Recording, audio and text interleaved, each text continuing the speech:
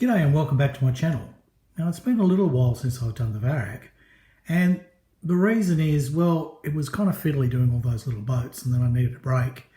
And then I had it sitting on my cabinet here, my work in progress cabinet beside my bench, and it just looked so nice that I kept thinking, no, I'll leave it for a little while. I'm kind of enjoying admiring it, because basically once my models are built, they'll just go outside the lounge in the cabinet there, and I kind of forget about them.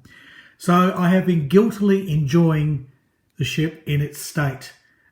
Pretty well finished. There's not much left actually. There's only a few plastic parts left there, and they just consist of a few machine guns and a few odds and ends, mainly to go on the mast. There's a couple of crow's nests on the mast that are plastic, and I've got a few metal barrels to add on the hull. They've got to go in. But apart from that, what's left is brass. So this episode is all about getting brassed off.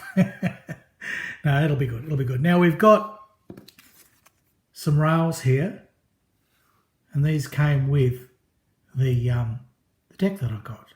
So that wooden deck came with a set of rails and stairs, which is rather nice. It's also got these little drums, and I always find those things a pain in the ass. I don't think they look any good at all, quite frankly. Oh, well, I can never make justice of them, so I'm not worrying about those. But basically everything else I'll try and put on. So they go on the little raised wood decks because we had to cut off, if you've seen the earlier parts of this series on the Varyag, the wood decks had to have their plastic fixed rail taken off so we can put on these nice photo etch rails. So I'm going to do those. They're not too hard. There's not many of them. That really won't take that long at all. One of the fun things is going to be the masts. Now, they don't look that complicated. There's a nice plan in there, and we'll get onto that shortly. But I've heard people say, oh, they don't stay together, you can't super glue them, you've got to solder them. We'll see. We'll see what works and what doesn't work, and I'll come up with a solution there. But there's basically just two masts and a few yard arms. How hard can it be? Seriously. Now, I've got a bit of leftover PE here. This is actually from the Graf Spey. And the Graf Spey kit, the trumpeter one, came with deck rails. So I've got all these spare deck rails, and they, I think they'll do for the deck rails, the few that are required here. Because although that little this photo etch does the upper decks where you put the wood, they don't give you anything for basically the lower deck here. So it's not much. It's only really from a section there to there, there to there, and a section here to here, because this doesn't have railing. It's got a big gummel that sticks up. So there's not a lot to do there, and I'm sure I'll be able to find some pieces that are the right size in this spare. It's very clear, isn't it? This spare bit of photo etch here left over from my Graf Spey. Okay, and the last thing, and this is very interesting, I bought these. Now, photo etch is like the worst thing on camera. I bought these. They're rat lines. So both the fore and the aft masks had some very simple rat lines. So I'm hoping some of these simpler, smaller ones we can use. But I got this whole set because basically nobody had a set of rat lines for the Varyag that I could find. And I probably could have made them out of, basically built a jig and built them up out of thread. And I was nearly going to do that, but then these came up and I went, oh, I'll grab them and give them a try. So we'll see. I'm hoping just a couple of these smaller ones here are going to fit. So we'll measure up the mast once they're in and see which ones do the trick. So that's it. So we have got 4 packets of brass to put in here. And yes, that'll be fun. And see if we can get through all that. Then I've got things like the rigging to do, but that might be another video. And then there's going to be weathering and washing. But if I can get through the brass in this video, I think we're doing well. All right, less waffling. Let's get on with it.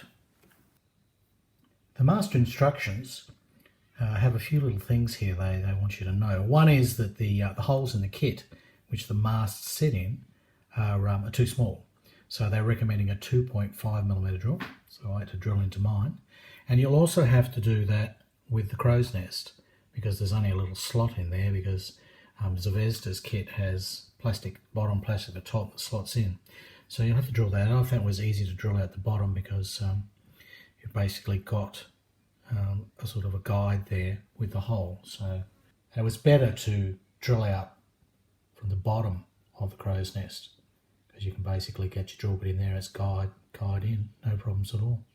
The little ledge that you're going to need to put on, you're going to need to cut out and make sure that, again, you've got the correct diameter for the brass rod. That's not hard to do. You can get there. Now, the other thing that they recommend here is that you solder the brass parts together. Well, A, my soldering iron's covered in cobwebs, and B, I haven't soldered in like a million years, maybe 100,000. And quite frankly, my soldering skills were never really the best. And also, I think a whole big lumps of solder on this are going to look horrible. So I completely ignored their instructions, and I had to think about how I used to make wooden ships when I was a kid. And what we did with the yardarms is they are, of course, attached by ropes to the masts. So we used to tie them on with cotton. And that is exactly what I did here. I used cotton, and I did the kind of knot that's required to tie a mast on, although I managed to get the bottom one upside down. I wanted one. They're supposed to be like that. And that's the kind of knot that I remember doing. Because as far as I know, things on ships are attached by ropes and cables. So that allowed me to hold the piece in place, and then I CA glued it. And I'll show you shortly how easy that was to get this to line up absolutely spot on. Right? That is absolutely perfectly aligned, because I had time to fiddle. Now, if you're soldering, you want to be clamping really, really, really correctly, because you're not going to exactly be able to wiggle it once you're soldering it. But with CA glue, especially my Zap, which is a slow setting one, I have time to give it a little bit of wriggling. And also, if you bump this, as I did later on, my fumbling fingers, I bumped it. If you had just CA glued or soldered to it, you might snap something, you might shear it off. But all that happened was I bumped it and it became a little bit loose, but the cotton that I have in there held it in place. So I just checked the alignment, dropped a bit more CA glue on, and away we went. Now the crow's nest is fitting perfectly there. Now you need to put the crow's nest on before you put the yardarms on the mast, because this is a very long cylinder. Well, actually it's a cone, right? So it's narrower at the top than is the bottom.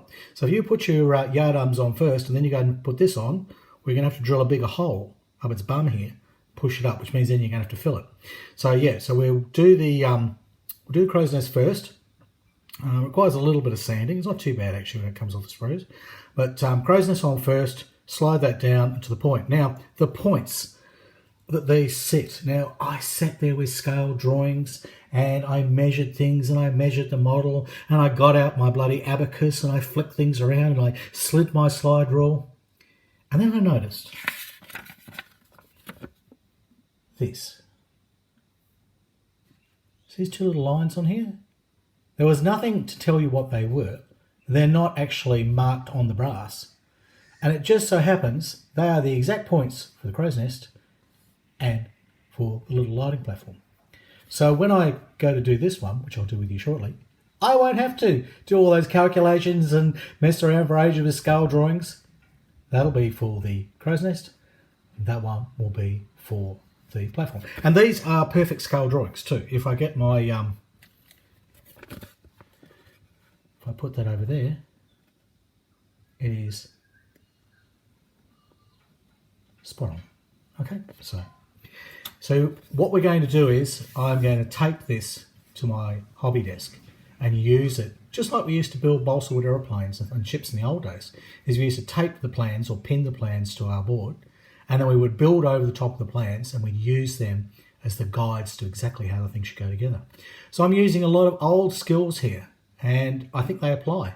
And they certainly have worked so far in getting the foremast done. So to do this job now, I'm going to need some cotton thread.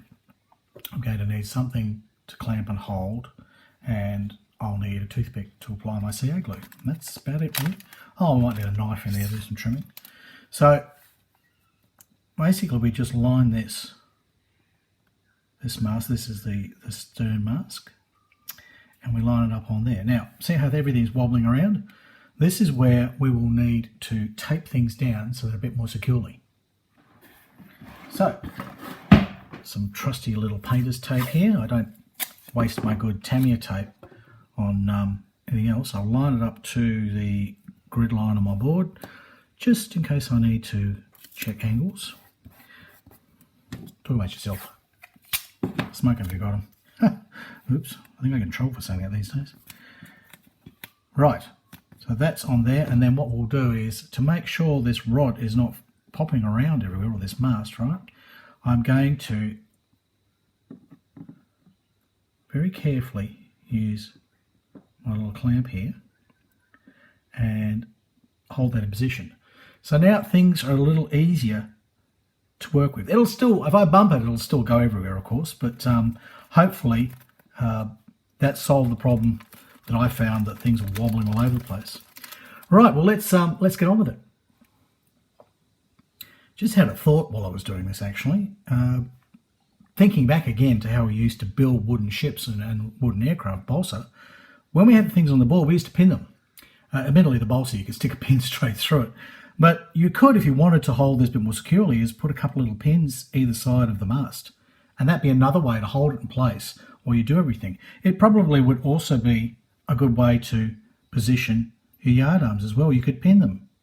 So that would help get things going. But my method of adding the cotton, for me, is so easy. Of course, we shouldn't be doing this until I put the crow's nest on. So let me quickly do that first, and then we'll start tying up and attaching my yard arm. Now, a bit of a tip when you're drilling out the holes: leave the part in the sprue, because with the sprue gates on, it's a lot easier to drill out, because you're going to get very close to some of the plastic down here, and I've already actually managed to break one side on that one. That's because the second time I did it, I didn't do it in the sprue gate, and I went, oh, that's right, it was so much easier, I just left it in the gate and drilled it out. Now, I only had a 2mm drill bit, so I've had to then go in with a diamond file, which luckily is just a little bit wider than that, not quite 2.5, and then I could adjust and adjust and adjust. So I kept going and widening that until it would slide down to the correct position on the brass rod. Now, in the other one, when I did the foremast, I actually marked them with a pencil, but that was before I realised we had these little guide marks here. So basically, with this one, I just kept sliding it down, checking it until I got it to the right position. Now, you'll notice I primed it to start with. That's because basically I'd usually prime a lot of things on the sprue, even though I'm going to clean them up later, because it's actually quite useful to have paint on there so you can see when you've removed things, such as there's a seam line there, well, a moulding line, right? So if I've got it painted with a little bit of primer, it's really good. It's a good visual aid for me to see, have I actually got this thing sanded smooth?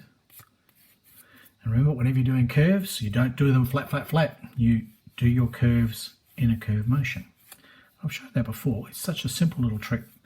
I use it for doing wheels all the time, because if you sand in a curve, like a stroke, then you're not going to get any flat spots. You're creating a curve. Even if your curve ends up being slightly different to what the manufacturer intended. So flat areas, yes, I'll go down flat, but everywhere else, like that. So that's just about there. Just about there. So I'll keep going. I'll tidy this up, and then we'll start attaching things to the mast.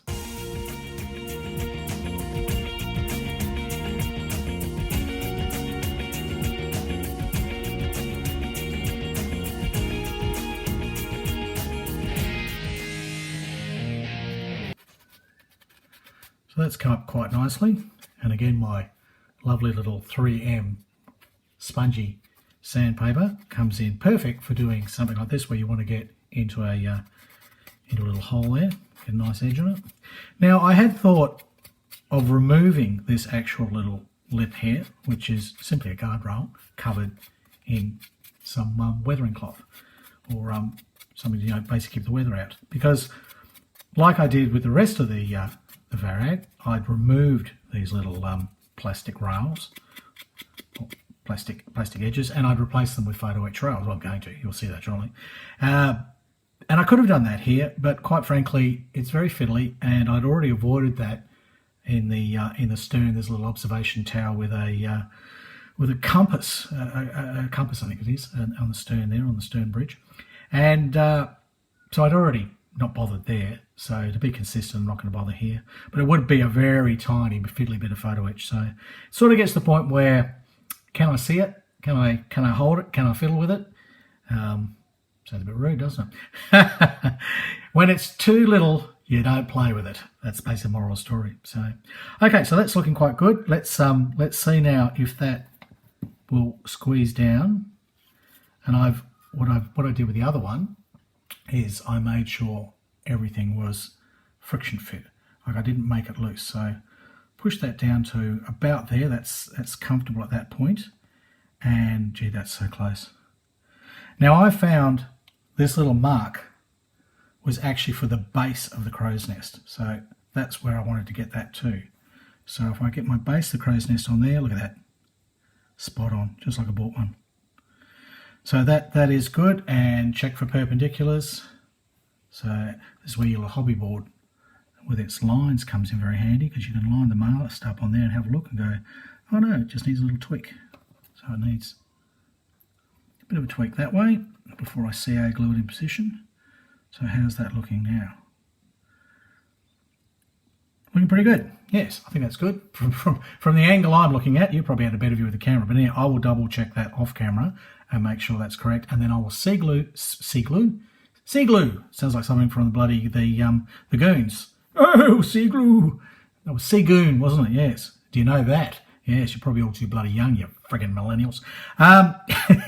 Sorry, millennials. Actually, millennials probably aren't watching this. They'd expect their models to already be made and provided to them, already painted, so they can just admire them and then throw them away.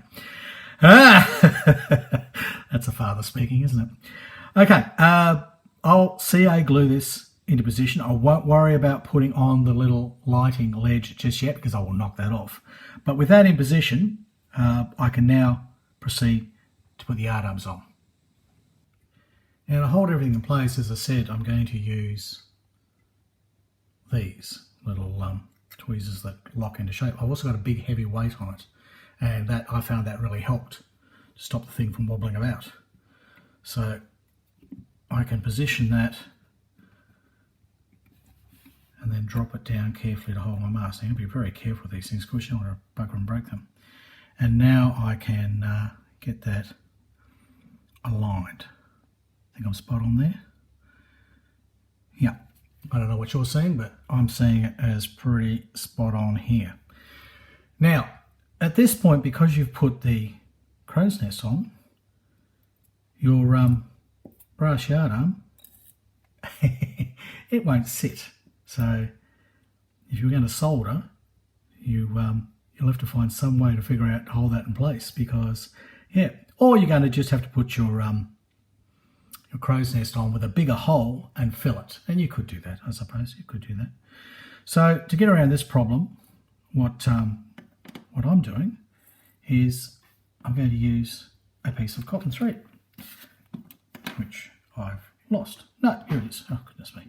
So I'll need a fair bit, just so I've got something to get my fat fingers around. Because everything I do is based on coping with my eyes and coping with my fingers.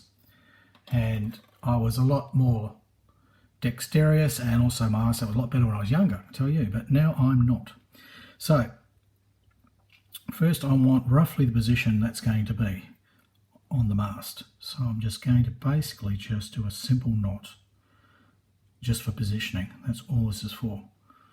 So drawing that, remember it's going to be below that as well, so it needs to be on the top of where that's going to sit. Okay, so that's my position. Now the mast will, well, the yard arm will sit below, it hangs down from there. So in creating my next knot, I've got to understand that basically this would go under, over, around and through. And yes, things move around, but they're not moving around as much as they could be.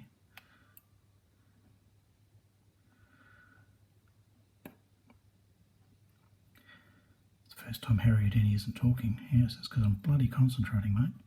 So that's got that pretty well in position.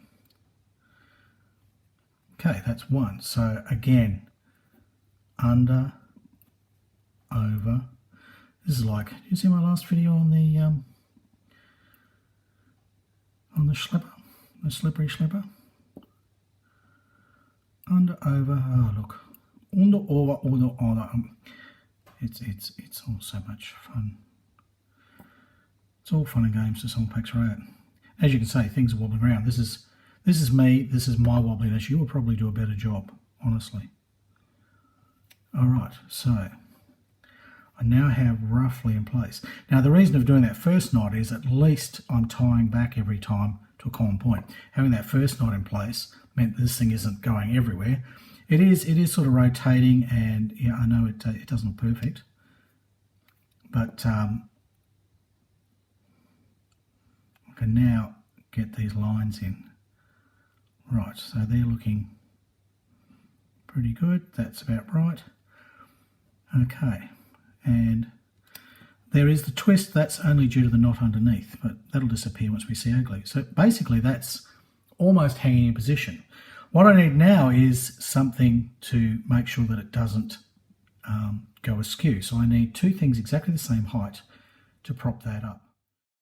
I know it looks a little bit out of alignment. That's the camera angle coming through, because the camera actually has a slight fisheye lens for shooting, but I'm aligned perfectly. I've also added another one of my little squeezy clamp things at the bottom here to hopefully hold this so it doesn't sway. So I've got things clamped as much as possible. Now I'm going to use these.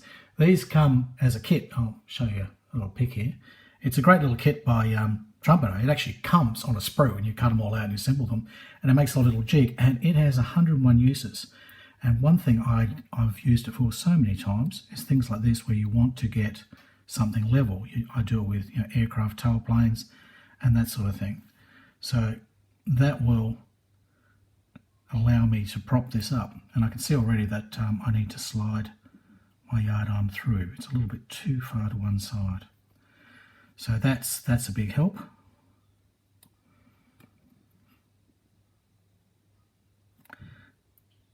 Now I will have federal time afterwards, but getting it spot on now is going to save a lot of messing around later, because you don't really want to have to be doing major changes. So that's tied, that's tied. I'll be able to pull those even tighter when I add the CA glue. I know that. All right, I'm there. I think actually that looks fine. I know my knot's a bit loose, but don't let that worry you. The yard arm is now square. How's it look in the video? Let me have a look. I'm going to go up here. Yeah, like you're seeing spaces, but believe me, I'm actually not that far out. It looks a lot better. It looks a lot better from where I am in here, and it'll be fine, because everything being relative, the angles I'm looking at means I have a constant. If it's out by a millimetre, it'll be consistent all the way through. I don't know if you understand. It's all about parallax. Now, the next trick is we'll get the CA glue on. So this particular zap I have in the fridge, so even on a hot day like today where it's going to approach 100 degrees Fahrenheit or 38 degrees Celsius, it starts out fairly good. So just holding that in place, dab my CA glue in there, and now I can pull my lines tight and see how much mucking around time I've got. So that will take, I'll get 10, maybe a bit more seconds. Again, this glue gives me a bit of time to check everything. So I'll line this up on here, and I need to go to there. So blowing on it because it is seconds away from setting. Here we go, let go. And that is done. So I hope that all made sense to you. The cotton all cuts off and it comes up nice. Let me show you what I made for. So afterwards you can trim the cotton off. And actually I think I did a nicer job with this one because I wasn't performance anxiety and trying to do it on camera. This is the thing, when we show you things on YouTube and whenever you videotape something, it's a lot harder because one, you're sitting at a funny angle, and two, there's the pressure with the camera on to get it right. So it always works better in rehearsal, believe me. But I think that'll be fine. Anyhow, I've done this on the stern with the reason that, you know, we'll probably, everyone will look at the front of the ship first. But just check and double check. Yes, that's straight there. And yes, that lines up with my crow's nest there. Perfect. Now doing the top one, the top yard will be exactly the same, and the beauty is I'll be able to line up and make sure that it matches that other one. And I've got fetal time. That's basically what this method is all about. I've got fetal time to get it and get it in position. And then I just leave that to set, and I can even add a bit more CA glue on that afterwards if I want to, if I'm not sort of happy with that, and away I go. And if I think that's an absolutely terrible mess, I could actually cut the cotton, rip it off, give that a light sand and do it again. Because I am a little bit high there. That's right, there's no CA glue on that, I can push that down. There we go. So there's lots of wriggle room and lots of ways you can adjust it with this. So I'll fix that now. For some reason that bit of cotton's a little bit high. All right, I'll move on and get the other one done, and then we'll get them painted. Now, something that I forgot to show on the video, I put it up in a little text thing. When you tie that first knot, CA glue that in position, otherwise the thing slides up and down. Because I was having a bit of slippage problem with this one, so I remembered that and I CA glued it. So yeah, and also with your first knot, you can do, instead of just doing a simple loop through knot, if you do a double loop through knot, you'll avoid the twist, which I'd forgotten on, remember when I did this one. Also tried another trick when I did this, and I wish I'd actually videotaped it. It's always the way, things go so much better off camera.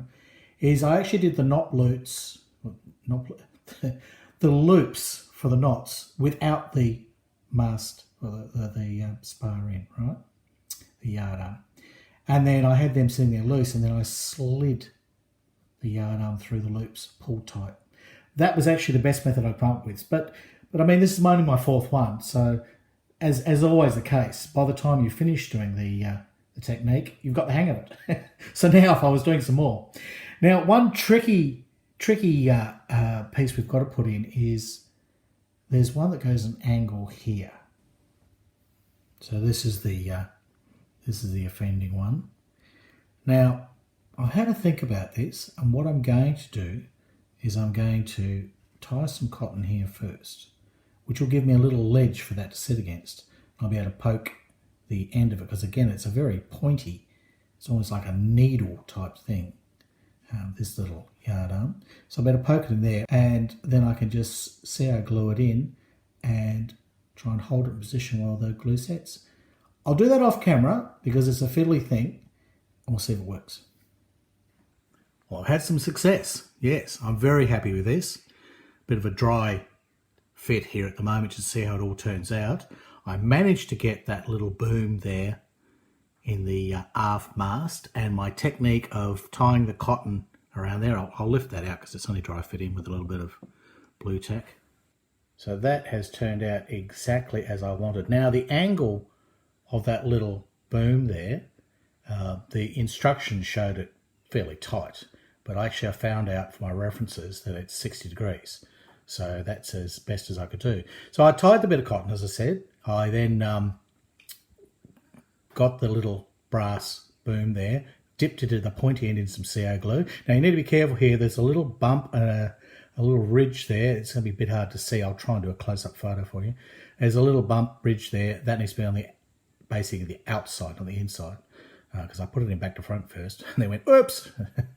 But anyhow, yeah, I just simply dipped the point in, jammed it into some CA glue, jammed it into my cotton ring that I put on there, which gave me a mounting point.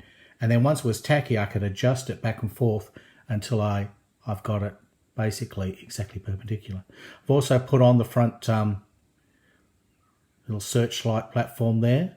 So that piece is complete. So there it is, back in the Varyag. Now that is really looking good. I am so happy now that I've managed to accomplish that. And the mast really maketh the boat. They've now given it some vertical height, and it's really starting to look the part. I've got a, you notice the little lifeboats are out. They were only dry fitted for the first photo at the beginning of the video. I'll leave them to the right to the end because I want to do weathering and everything, and I don't want my lifeboats getting mucked up. So that's where we're going to leave this video, because I have prattled on for half an hour now just showing you this one method. But I will come back in a few days. It won't take long because I'm already started on making the railings, and I'll do the rat lines. They'll go on pretty well straight away because they will help support these masts. And we'll get that all happening in the next video, the rest of the brass. So I hope you've enjoyed the process that I've gone through here, and I hope I've been able to show it fairly clearly. It's always difficult to show these sort of fiddly things on camera and get them right. But honestly, tying with a bit of cotton and then CA gluing the brass yard arms in was actually so much easier than anything else people were suggesting to me. Certainly for me, much easier than basically using a soldering iron, which, you know, my skills just aren't there. So if you've got wobbly hands and dodgy eyes like me, maybe this method would work for you, and maybe it applies to other things where you've got to mount a couple of things together and in real life they'd be lashed together with rope. Well, use a bit of cotton, CA glue it. Problem solved. Okay, that's enough of this video. So it's goodbye from Australia, and it's hooroo from Harry Houdini.